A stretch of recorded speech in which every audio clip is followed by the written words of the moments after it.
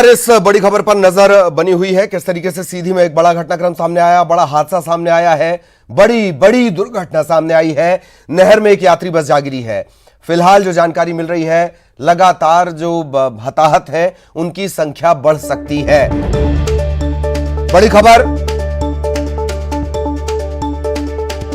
CM ने खुद इस मामले का संज्ञान लिया है। सीधी कलेक्टर को निर्देश दिए गए, रेस्क्यू ऑपरेशन में कहीं कोई कमी नहीं होनी चाहिए।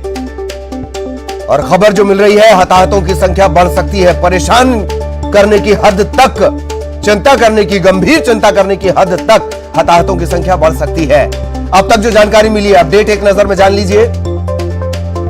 रूट बदलकर ये जो बस है वो सतना से सीधी जा रही थी। आमतौर पर इस बस में, ये निजी बस है और जो जानकारी, ये सतना का रजिस्ट्रेशन है, 19P इस बस का रजिस्ट्रेशन है। और बस को छुहिया घाटी से होकर जाना चाहिए था, पर वो वहां से नहीं गई।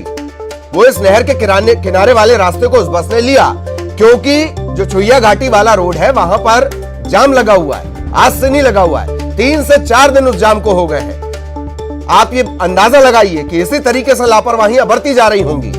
हादसा हो गया तो सबकी निगाह इस पर चली गई। हरीश हमारे सहयोगी लगातार नजर इस घटनाक्रम पर उनकी बनी हुई है। एक बार हरीश से हम अपडेट लेंगे।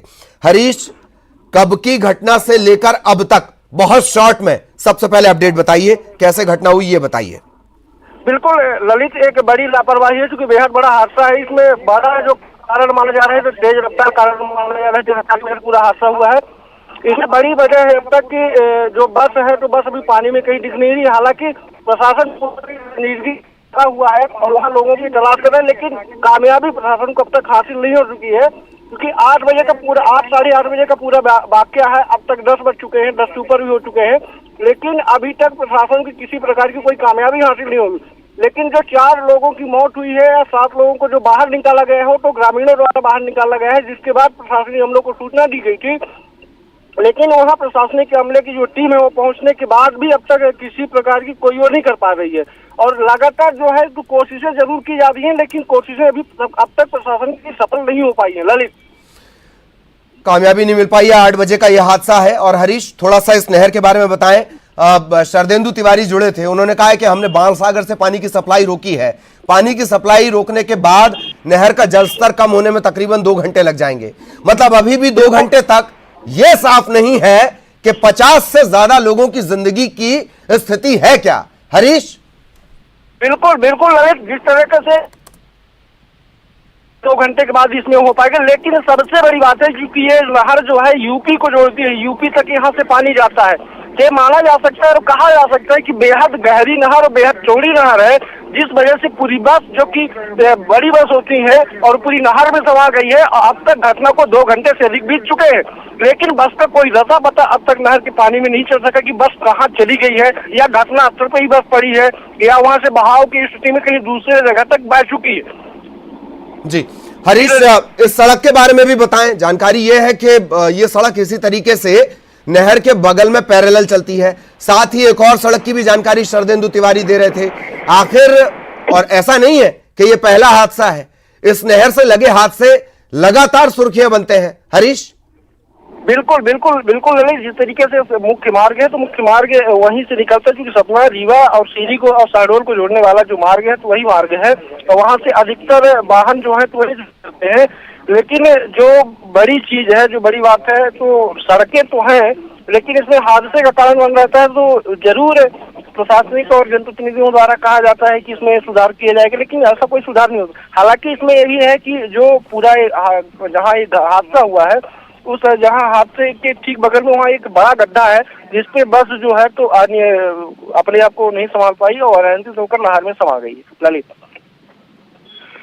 ये भी जानकारी है कि किसी एग्जाम के चलते, हरीश, किसी एग्जाम के चलते, आमतौर पर ये बस खाली होती है, सुबह की बस है, लेकिन कोई एग्जाम हो रहा था और यही वजह है कि जो एग्जाम देने जा रहे थे, मतलब जाहिरा तौर पर युवा वर्ग होंगे, 18 साल से ऊपर के लोग होंगे, वो इस बस में भरे हुए थे। अब तक कितने लोग इस बस में सवार थे, इसे लेकर भी साफ जानकारी नहीं लग पा रही है। हरीश, बिल्कुल बिल्कुल ललित, जिस तरह से सूचना मिली है तो इसमें नर्सिंग की शायद आज सपना में पेपर होने वाला था, उसी की वजह से यहाँ से जो छात्र हैं वो छात्र। चलिए हरीश, आप हमारे साथ लगातार बने रहेगा, इस सवाल का जवाब मैं आपसे लूंगा। सांसद रीति पाठक इस वक्त हमारे साथ जुड़ी हुई हैं। क्या कुछ जानकारी सांसद जी अभी तक आपको लग पाई है? किस तरीके की स्थितियां हैं? रेस्क्यू को लेकर कोई जवाब मिल पाया है कि कब तक कोई स्थिति साफ हो पाएगी? जी जी, बेहद दुखद घटना है ये हमारे क्षेत्र के लिए और हम सभी के लिए। और करीब करीब 50 से 60 लोगों के सवार होने की आशंका है उसमें, बस में। और जो बस हमारी अनियंत्रित होकर पलटी है उसमें नहर में, और इसमें करीब करीब अभी 7 लोग बचाया जा सका है, 4 के शव प्राप्त हुए हैं। और मैं ईश्वर से प्रार्थना करती हूँ कि जो हमारी रेस्क्यू टीम लगी है वो ज्यादा से ज्यादा जीवित लोगों को निकाल पाए और बचाए, ऐसी मेरी प्रार्थना है ईश्वर से। माननीय मुख्यमंत्री जी के भी निर्देश प्राप्त हुए हैं और जो भी आवश्यक सामग्री है राहत कार्य के लिए, चाहे वो क्रेन हो या नहर को बंद करने के लिए निर्देश हो, वो सारी चीजें प्रक्रिया में लागू हो चुकी है। और मैं मुझे ऐसी आशा है कि और भी कई लोगों को जीवित बचाया जा सकता है यदि हम अपने राहत कार्य में थोड़े तेजी ला। जी सांसद साहिबा, क्या ये नहीं लग रहा है कि तकरीबन 8 बजे का ये हादसा 10:28 अब तक हो चला है, स्थिति साफ नहीं हो पा रही कि संख्या कितनी थी? जी बिल्कुल, स्थिति साफ नहीं हो पा रही है। हमारे जिले के अधिकारी और पुलिस प्रशासन अधिकारी वहां पर पहुंच चुके हैं और मैं भी घटनास्थल से करीब 5 मिनट की दूरी पर हूं। मैं भी वहां पहुंच रही हूं। जी और मैं ऐसा मानती हूं कि राहत कार्य में कहीं भी कोई भी कसर नहीं छोड़ी जा रही है और लगातार हमारी रेस्क्यू टीम नहीं, लेकिन 2 घंटे बाद अगर हमारे पास संख्या को लेकर कोई स्पष्ट जानकारी नहीं है, संसाधन कितने वहां पर इस्तेमाल हो रहे हैं इसे लेकर कोई जानकारी नहीं है, तब तो बड़ी चिंता की बात है। गहराई, जी, नहर की गहराई बहुत ज्यादा है, पानी भी बहुत ज्यादा है और बस भी अभी तक हमें प्राप्त नहीं हो पाई है। स्थितियां ये हैं, तो इसलिए आप समझ रहे हैं कि कितनी कठिन और भयावह परिस्थिति से हम गुजर रहे हैं। इसलिए हम अपना काम कर रहे हैं और हमारा प्रशासन भी अपना काम कर रहा है जी। और कहीं कोई कसर छोड़ी नहीं जा रही है जी। बस ईश्वर का आशीर्वाद और अपने कामों की। नहीं, जाहिर तौर पर आप बहुत तेजी से काम कर रहे हैं, इसमें कहीं कोई डाउट नहीं, पर चूंकि कई सवाल खड़े भी होते हैं। एक मसला ये भी है कि जिस रूट से बस को चलना था उस रूट से बस चल नहीं रही थी, रूट बदलकर बसें चल रही थी, और आरटीओ महकमे की लापरवाही को लेकर तो खैर आप खुद भी जान रही हैं सांसद साहिबा। देखिए, मैं समझ रही हूँ आपकी बात।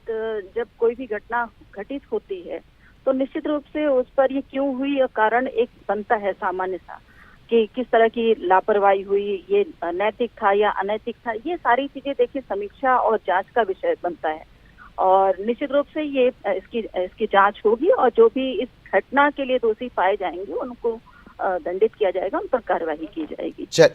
चलिए, बिल्कुल आप रेस्क्यू ऑपरेशन करें तेजी से और हम ज्यादा से ज्यादा लोगों को सुरक्षित निकाल पाएं, यही उम्मीद है। बहुत बहुत शुक्रिया हमारे साथ जुड़ने के लिए, वक्त देने के लिए। तुलसी सिलावट साहब इस वक्त हमारे साथ जुड़े हुए हैं। सिलावट साहब, घटना को लेकर आपको भी अब तक जानकारी लग चुकी होगी और नहर का पानी रोका गया है, लेकिन अब तक कोई संख्या साफ नहीं हो पाई है। तकरीबन 2 से ढाई घंटा इस हादसे को हो चुका है। जी, उनके पहले कलेक्टर साहब से बात हुई है, एक व्यक्ति हो गई है। जी हेलो, जी सुन रहे हैं आपको, प्लीज। एक व्यक्ति की मृत्यु हो गई है, कुछ लोग घायल है और कुछ लोगों का उपचार चल रहा है। एक व्यक्ति को पूरे मध्य प्रदेश सरकार की ओर से पूरी सुविधाएं उनको देने की कोशिश की जा रही है। ये दुखद घटना है।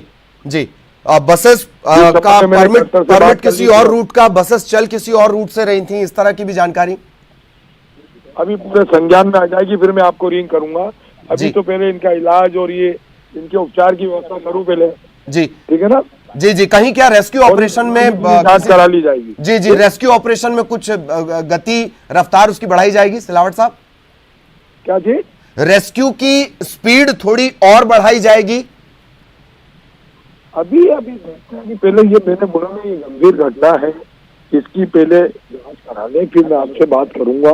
ठीक है जी, चलिए शुक्रिया हमारे साथ जुड़ने के लिए। और सवाल चूंकि हम लगातार ये पूछ रहे हैं कि रेस्क्यू ऑपरेशन की रफ्तार जो है वो थोड़ी धीमी है, आवाज की कुछ दिक्कत है, लेकिन तुलसी राम सिलावट हमारे साथ जुड़े हुए थे और उन्होंने कहा है कि अभी वो सारी चीजों को देख रहे हैं। बाणसागर बांध से तत्काल सप्लाई रोकी गई है ताकि नहर का जो वाटर लेवल है वो कम हो सके। अब एक बार फिर पूरे घटनाक्रम को एक बार फिर से जान लीजिए। 8 बजे के तकरीबन यह हादसा होता है। 8 बजे यह हादसा हो रहा है। 133 किलोमीटर की दूरी, तकरीबन 3-4 घंटे का रास्ता सतना से सीधी का। उस हिसाब से आप इस बात को समझ लीजिए कि सुबह यह बस वहां से रवाना हुई होगी। बच्चों के एग्जाम्स थे, नर्सिंग के एग्जाम की बात निकलकर सामने आ रही है। जाहिरा तौर पर आमतौर पर जो बसेस खाली होती हैं उसमें भीड़ थी। अब तक जो जानकारी मिली है 52 सीटर ये बस थी। 52 सीटर बस में लोग जरूरत से ज्यादा भरे हुए थे, यह जांच का विषय है, इस पर बाद में जाएंगे, लेकिन बस भरी हुई थी। इस नहर का जो वाटर लेवल है वो है 30 फीट। पानी की जो रफ्तार है, तेजी है, वो बहुत ज्यादा है। अब हादसे की गंभीरता को समझिए आप। और सीधी में बस हादसे पर गृह मंत्री नरोत्तम मिश्रा ने कहा है कि मौके पर सभी अधिकारी पहुंच गए हैं। 4 लोग सुरक्षित निकले हैं। रेस्क्यू ऑपरेशन लगातार जारी है। घायलों को अस्पताल पहुंचाया गया है। पूरे मामले पर सरकार की नजर है। नहर में सीधी से सतना जा रही एक बस नहर में गिर गई है। दुखद क्षण है। वहां पर सभी अधिकारी पहुंच गए हैं, कलेक्टर, एसपी समेत। बस लोकेट भी हो गई है। 4 लोग जो थे वो तैर के निकल आए हैं, लेकिन अभी वहां पर जो हिटैची वगैरह की मशीनें हैं वो सारी बुला ली गई हैं। थोड़ी देर में स्थिति साफ होगी। जो लोग थे उन्हें अस्पताल में अभी भेज दिया है। पूरा प्रशासन वहां पर है। मुख्यमंत्री जी समेत सभी उस घटना पर लगातार बातचीत कर रहे हैं, नजर रखे हुए हैं। लगातार जो अपडेट हम आपको दे रहे हैं, शिवेंद्र जिन्होंने सतना से हमें अपडेट दिया है। एग्जाम होने की वजह से ज्यादातर कॉलेज छात्र इसमें शामिल हैं, नौजवान इसमें शामिल हैं, उनके इसमें होने की खबर है। एग्जाम होने की वजह से ही आमतौर पर सुबह की बस पकड़ी जाती है ताकि हम सही वक्त पर पहुंच जाएं, सही वक्त पर हमारा पेपर हो जाए, सही वक्त पर हम वापस घर लौट आए। यही वजह है कि लोगों ने सुबह की बस ली। उन्हें नहीं पता था कि काल के गाल में वो जा रहे हैं। लापरवाहियों की भेंट वो चढ़ जाएंगे, किसी के मुनाफाखोरी की भेंट वो चढ़ जाएंगे। वो चढ़े लेकिन मंजिल तक नहीं पहुंच पाए। इस पर भी सवाल होंगे। अपडेट हम लगातार आपको बता रहे हैं। रेस्क्यू ऑपरेशन किया जा रहा है। गृह मंत्री नरोत्तम मिश्रा, उन्हें आपने सुना, उनका कहना है कि हमारी नजर है। उस नजर के परिणाम क्या निकलते हैं उस पर हमारी नजर लगातार बनी हुई है।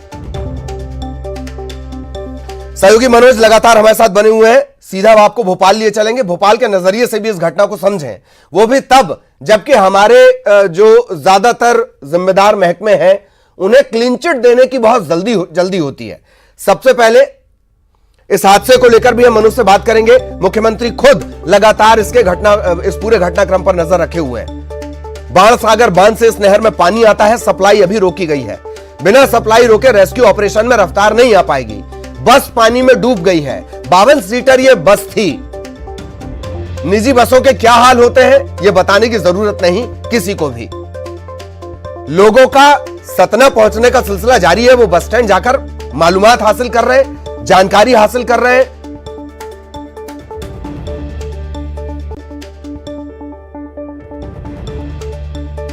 सतना और सीधी के बीच यह बस चला करती थी। सीधी से सतना यह बस जा रही थी। यह भी हम थोड़ा साफ करेंगे। नहर में यह यात्री बस जा गिरी है।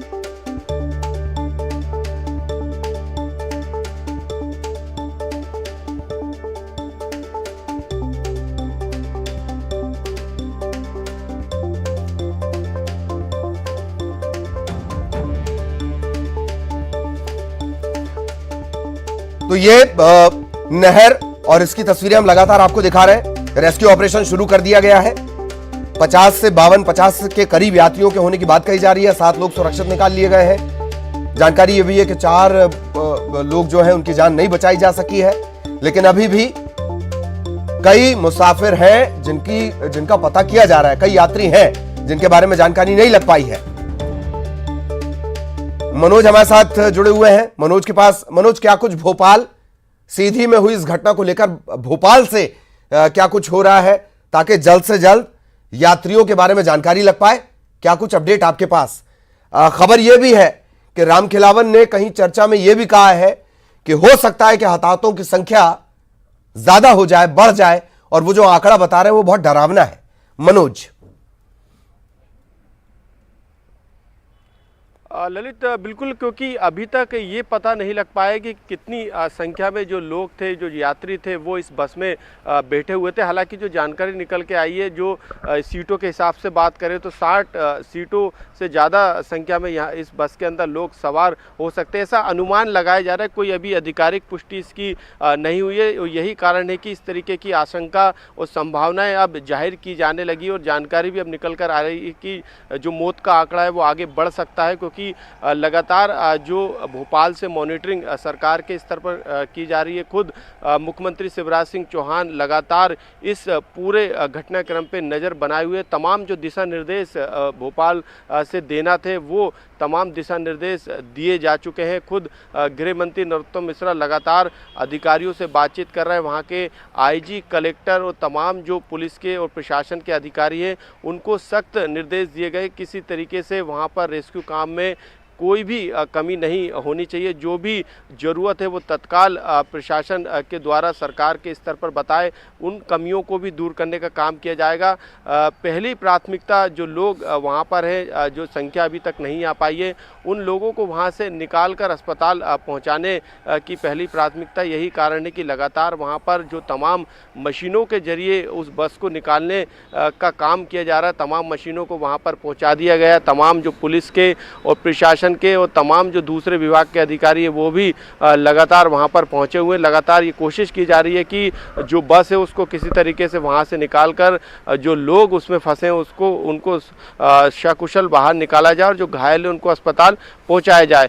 स्वास्थ्य विभाग की बात करें तो स्वास्थ्य विभाग ने भी वहाँ पर जो तमाम डॉक्टर हैं उनको दिशा निर्देश दे दिए हैं कि किसी भी तरीके की कमी स्वास्थ्य सुविधाओं में नहीं होना चाहिए। ये बात सही, घायल या ये एकदम बात सही है कि इस तरह की बातें कही जाती है। रेस्क्यू ऑपरेशन सबकी प्राथमिकता होती है मनोज, लेकिन आपको याद होगा, अगर मैं गलत नहीं हूं तो पन्ना में एक हादसा होता है, बस में आग लग जाती है, तत्कालीन जो जिम्मेदार है उनसे पूछा जाता है, वो कहते हैं कि आप जरूरत से ज्यादा सवाल पूछते हैं। उसके बाद उस आरटीओ को क्लीन चिट देने की इतनी जल्दी, क्योंकि वो तत्कालीन एक मंत्री का करीबी होता है, उसे क्लीन चिट देने की इतनी जल्दी होती है कि उसे और मलाईदार जगह पे भेज दिया जाता है। ऐसे में इन हादसों की पुनरावृत्ति नहीं रुकेगी मनोज।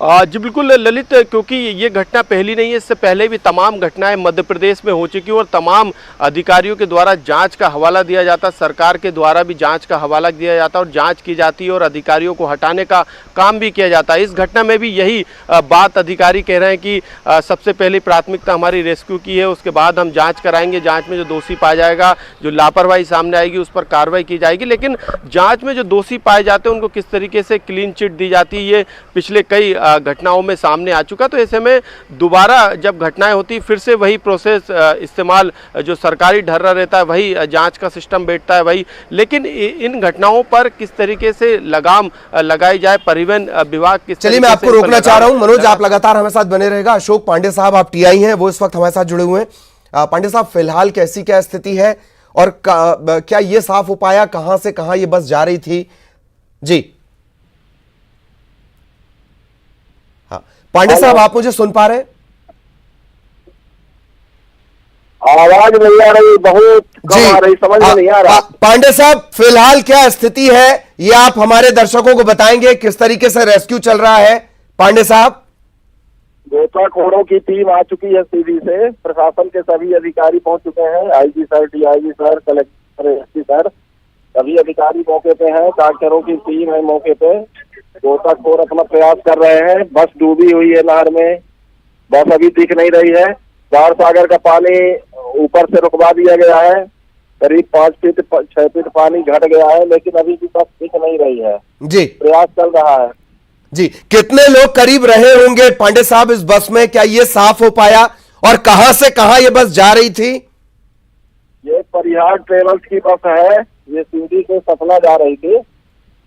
कितने लोग अभी तो संख्या बता पाना संभव नहीं है जी, अभी कुछ लोग सुरक्षित भी निकाले गए हैं पांडे साहब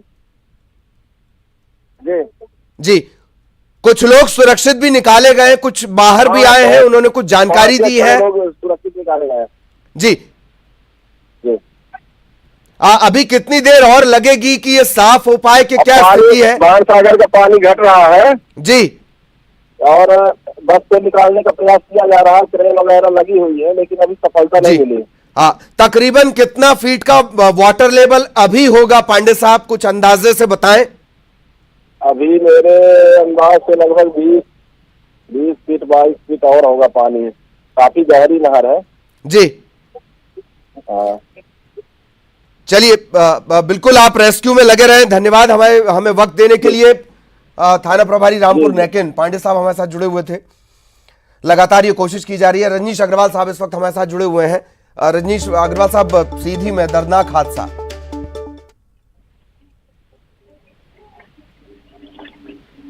जी, रजनीश अग्रवाल साहब, आप तक मेरी आवाज पहुंच रही हो तो सीधी में दर्दनाक हादसा और रेस्क्यू लगातार चल रहा है।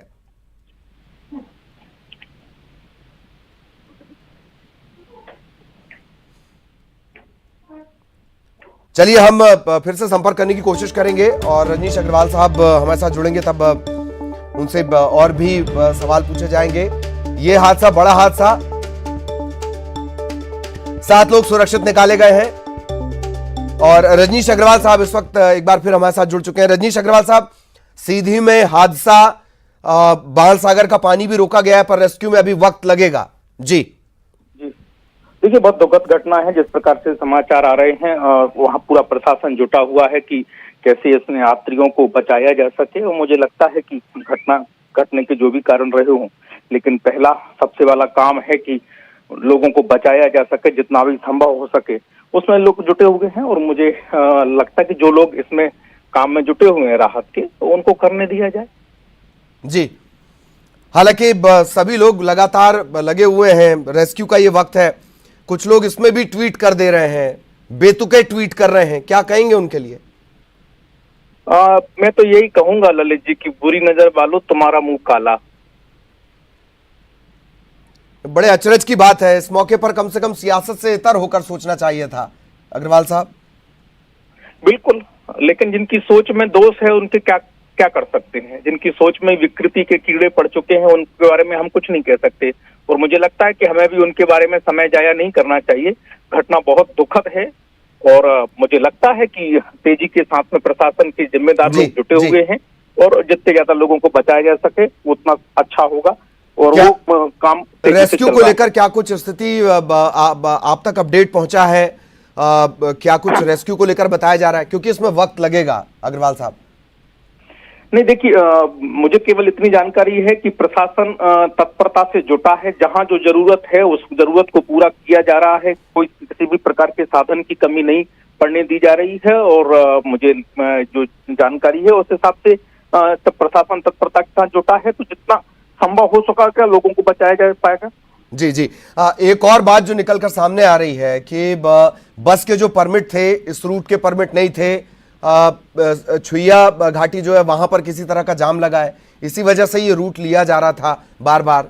अग्रवाल साहब, ये तो प्रशासन के जिम्मेदार अधिकारी बता पाएंगे। सुनी सुनाई बातों पर कुछ कहा नहीं जा सकता। और क्या कारण रहे, किस रूट पर आए, क्या परमिट था क्या नहीं था, ये चर्चा का विषय हो सकता है, कानून का विषय हो सकता है, कार्रवाई का विषय हो सकता है, लेकिन अभी राहत कार्य का विषय है। जी जी, सीएम साहब के निर्देश के बाद भी तकरीबन 2 से ढाई घंटा होने को आया है, पर स्थितियां साफ नहीं हो पा रही हैं। ये अगर इस रफ्तार से किया जाएगा तो बात चिंताजनक होगी अग्रवाल साहब।